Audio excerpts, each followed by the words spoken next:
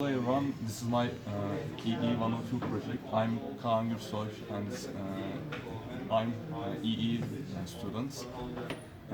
My project is Bird Hunt game, as you can see here. To start the game, we can press the button on base tree and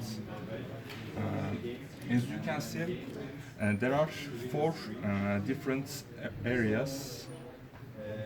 At these areas, assign four sensors.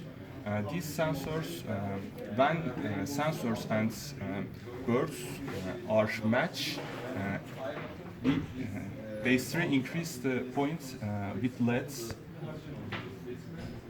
As you can see, first area assign this sensor and my score, as you can see in here, high. This area assign this sensor and again my score is increased. This is two-player games. One player play this switch and one player try to catch the birds with these sensors.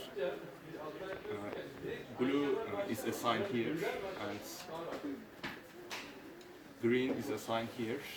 As you can see in here, score 5 because we get 5 birds. My scores is when my score is 16, game is over and you can start again.